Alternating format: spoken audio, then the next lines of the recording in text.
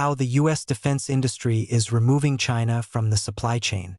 The Pentagon needs to relocate the manufacturing of all critical components to the United States. That's what Secretary of War Pete Hegseth said in a September 30th speech in Quantico, Virginia. The moment requires restoring and refocusing our defense industrial base, our shipbuilding industry, and onshoring all critical components, said Hegseth.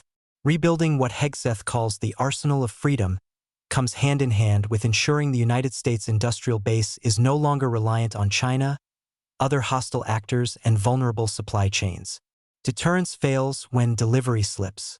Deterrence fails when delivery slips, Steve Aberle, CEO of Rehurim, a Washington-based company that makes procurement software for the aerospace and defense industry, told the Epoch Times. What we intend to do is make delivery the default for America and its allies.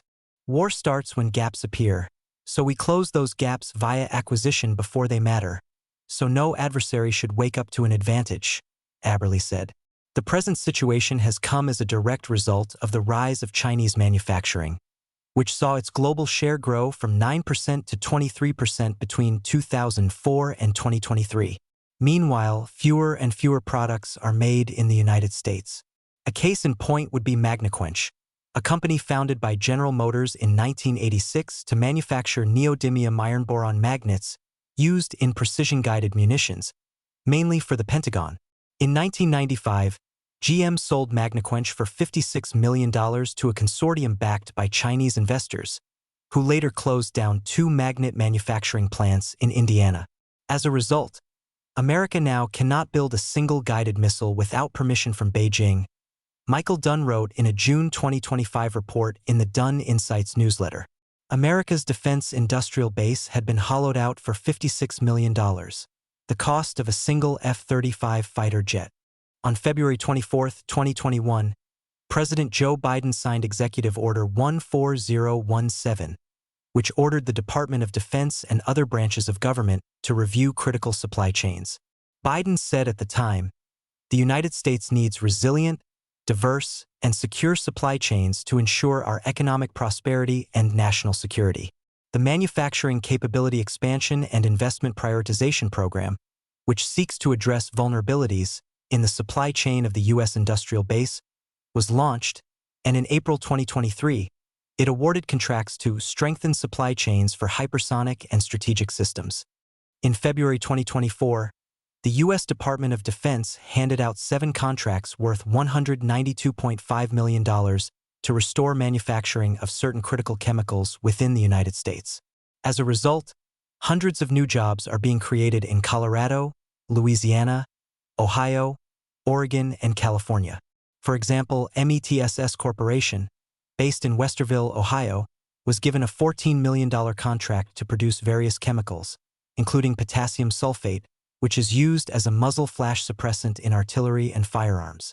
Our objective is simple: transform the entire acquisition system to operate on a wartime footing, Hegseth said in a speech on November 7th. To rapidly accelerate the fielding of capabilities and focus on results, our objective is to rebuild the arsenal of freedom. Acquisition Transformation Strategy. He also unveiled a new acquisition transformation strategy, which will put the industrial base on a wartime footing and transition from a culture of compliance to one of speed and execution. Hegseth's speeches do not come out of nowhere, said Aberle, who said reforming the acquisition strategy had been a key priority of the incoming Trump administration. Aberle said the importance of correctly sourcing technology, weapons, and services had been clear from the moment Trump returned to the White House for his second term in January. Even on the first day, there was White House guidance on how each individual agency should approach acquisition, Aberle said. On January 23rd, Trump said he wanted the United States to have a level playing field with China on trade. Beijing had gained its trade advantages by not playing fair with the West, Ian Duncan Smith, a British member of parliament and former leader of the Conservative Party, told the Epoch Times. China has disobeyed every World Trade Organization rule on fair trade, Duncan Smith said, and pointed out they had deliberately chosen not to become a full member of the WTO, which meant they had been given the status of a developing country. In September, Chinese leader Xi Jinping announced Beijing would no longer seek the special treatment accorded to developing countries. Bending WTO rules. Duncan Smith said China had been allowed to bend the rules, and that had led to them becoming dominant in a whole series of markets. They trash the WTO rules about free markets. They subsidize huge amounts of money into businesses that they think might not succeed. China has broken the investment rules, it's broken slave labor rules, and they're using forced labor, Duncan Smith said.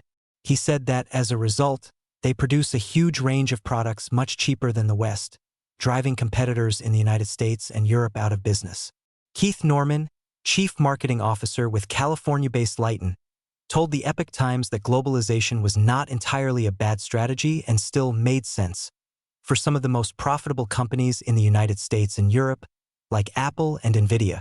He said the formula of outsourcing manufacturing to China and other low-cost countries was generating enormous economic benefit for the United States and Europe. Geopolitical risk poses challenge. Where that starts to become a challenge when you move into a period where there's more geopolitical risk, Norman said. Norman said when products such as chips, batteries, solar panels, and wind turbines are critical to energy security and national security, that is when the risk starts to ramp up.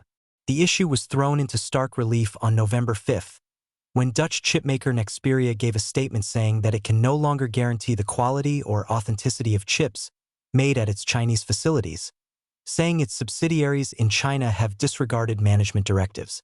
Leighton, a Silicon Valley startup, said on August 7th that it had entered a binding agreement to acquire bankrupt Scandinavian electric vehicle battery maker Northvolt's plants in Sweden and Germany, to add to a site in Poland they had already acquired, to expand its lithium-sulfur battery technology into Europe. We are building a battery which is a lighter weight than lithium-ion, that is also sourced with industrial byproduct from the US and Europe, and so we're able to entirely eliminate supply chain through China, and at the same time actually deliver better performing batteries, Norman said. On April 26, 2021, Senator Marco Rubio and Representative David McKinley led a bipartisan group of lawmakers who called on the Biden administration to establish a rare earth metallurgical cooperative to reduce the nation's reliance on Beijing for the specialized minerals used to build electronics and military weapons.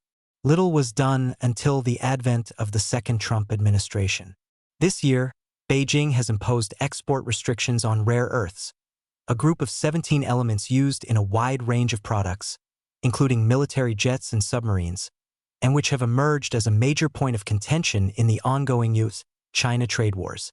On April 4th, the Chinese Communist regime imposed export controls on certain rare earth elements, which Interior Secretary Doug Burgum said were within weeks of closing down U.S. plants manufacturing everything from cars to fighter jets. On October 9, 2025, Beijing expanded these export controls. Trump met Chinese leader Xi Jinping on October 30th and agreed to drop some tariffs in exchange for Beijing resuming exports of rare earths, such as holmium, erbium, thulium, europium, and ytterbium. He also said he would visit China in April 2026. A few days later, on November 5th, the Chinese Navy unveiled its latest aircraft carrier, the Fujian, as it looks to flex its military muscles in the Pacific. In a November 2nd interview on CBS's 60 Minutes, Trump said the United States would end its dependence on China for rare earth minerals within 18 months under an emergency program to build domestic and allied supply chains, describing the initiative as a key national security priority following Beijing's recent export restrictions. On October 21st, when Northrop Grumman reported its earnings for the third quarter of 2025, its CEO, Kathy Warden, commented on the supply chain issue. Fortunately, our team has the two foundries in the United States where we design, produce, and package microelectronics.